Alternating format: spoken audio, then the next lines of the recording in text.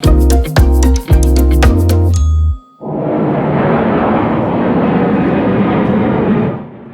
as probablement déjà vu des films hollywoodiens où un trou dans le flanc d'un avion provoque un chaos total. Des plateaux repas et des sacs volent dans tous les sens, et les ceintures de sécurité ne parviennent pas à maintenir les passagers en place. Heureusement, dans la réalité, de petits dommages au fuselage n'auront pas de conséquences aussi dramatiques. Mais une grande ouverture sur le côté d'un avion, oui, sans doute. Tu me croirais si je te disais qu'un pilote a réussi à faire atterrir un avion dont le toit s'était complètement arraché ? Alors, attache ta ceinture. À 13h25, le 28 avril 1988, un Boeing 737 qui était en service depuis 19 ans, appartenant à Aloha Airlines, a quitté l'aéroport international de Hilo pour se rendre à Honolulu.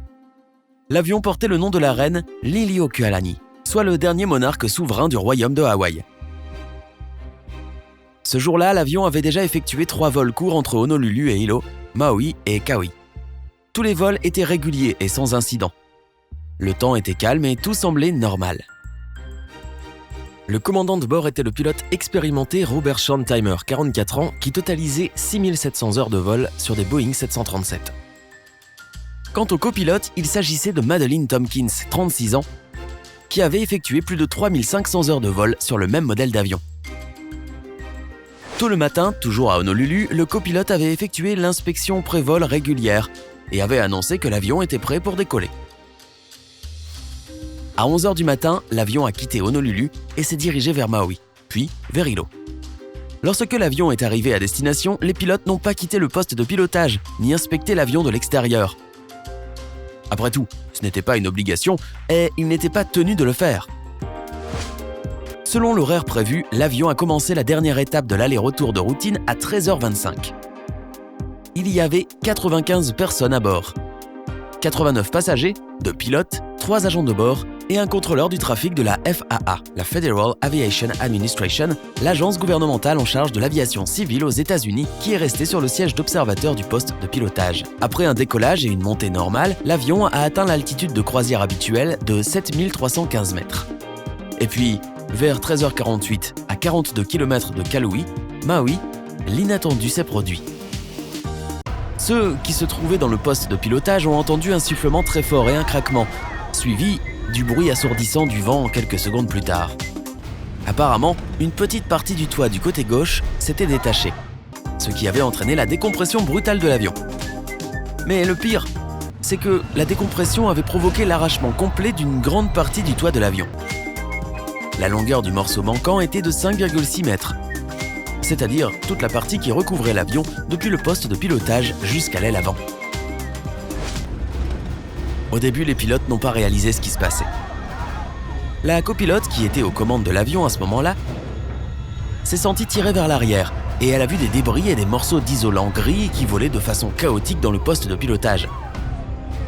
Lorsque le commandant de bord a tourné la tête, il a vu que la porte du poste de pilotage avait disparu et au lieu du plafond de première classe, il pouvait voir le ciel bleu. L'avion a commencé à bouger d'un côté à l'autre et est devenu de plus en plus difficile à contrôler.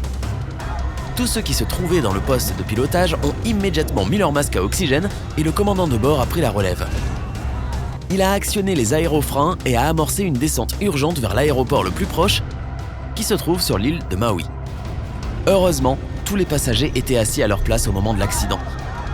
Et comme le voyant lumineux de ceinture de sécurité était toujours allumé, tout le monde avait sa ceinture. Cependant, les 3 agents de bord se tenaient debout le long de l'allée de l'avion. Celui qui était le plus près de l'avant de l'avion avait été emporté par le trou dans le toit. Les 2 autres ont été jetés par terre à cause d'une grosse secousse.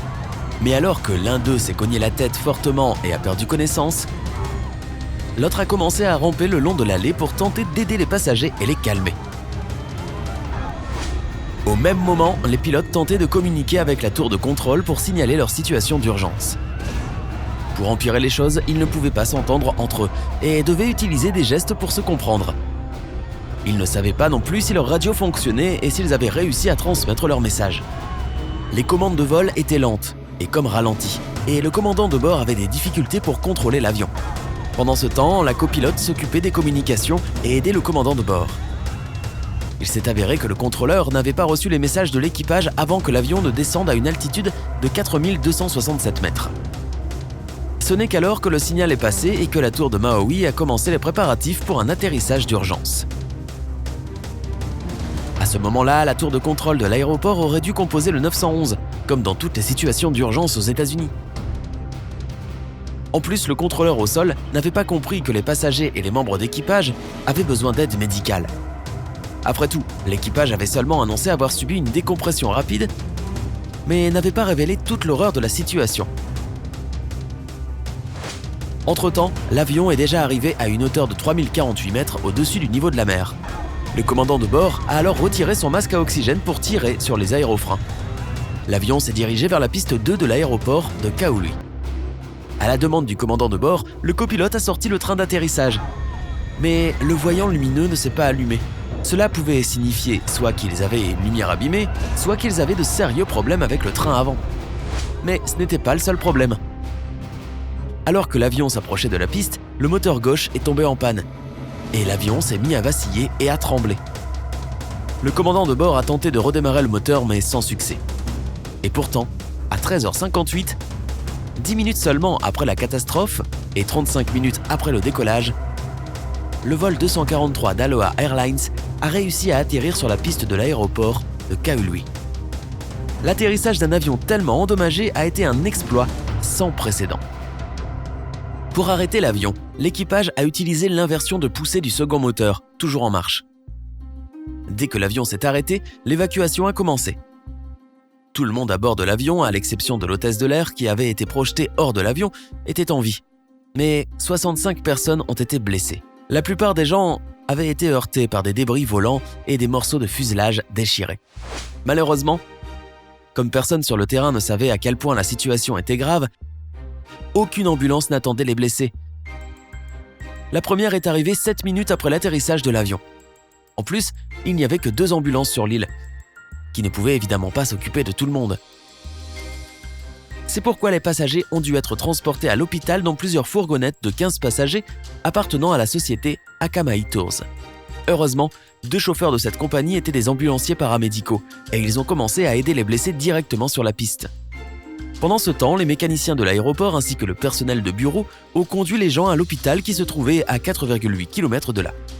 Heureusement, il n'y a eu que 8 blessés graves et toutes ces personnes se sont rétablies par la suite. Quant à l'avion, il a subi des dommages irréparables et a été démonté plus tard directement dans l'aéroport. La partie manquante du toit a disparu sans laisser de traces. Mais qu'est-ce qui a pu causer un accident aussi terrible ? Le problème n'était pas l'âge de l'avion. Après tout, 19 ans, ce n'est pas si vieux. Il n'avait pas non plus accumulé trop d'heures de vol avant l'accident.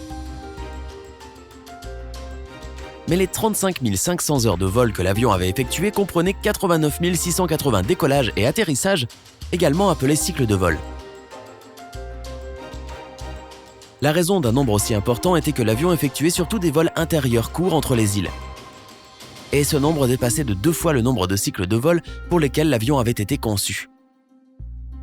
En plus, il avait voyagé dans un environnement salin et humide, qui s'est également rajouté à l'usure. Fait intéressant, au cours d'une entrevue qui a suivi l'accident, la passagère Gail Yamamoto s'est souvenue qu'elle avait remarqué une fissure dans le fuselage lors de son embarquement. Malheureusement, elle était la seule à avoir vu cela, et elle n'avait pas pensé que la fente était suffisamment importante pour en informer l'équipage. As-tu déjà entendu parler d'autres accidents bizarres qui se sont produits dans les airs ? Si oui, dis-nous lesquels dans la section des commentaires ci-dessous.